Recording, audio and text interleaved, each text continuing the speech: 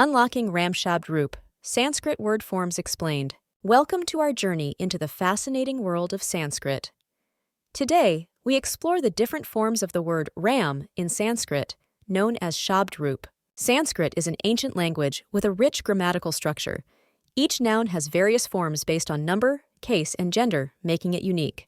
The word Ram is derived from the root Ram, which means to delight or please. It is commonly used in Hindu texts and scriptures. In Sanskrit, nouns change forms based on their role in a sentence.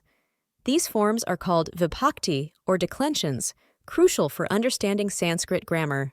Ram is a masculine noun. It has 8 cases, each representing different grammatical functions like subject, object, and instrument. The nominative case of Ram is Rama, used when Ram is the subject of the sentence. For example, Rama vanam gachati means Ram goes to the forest. In the accusative case, Ram becomes Ramam, used when Ram is the object.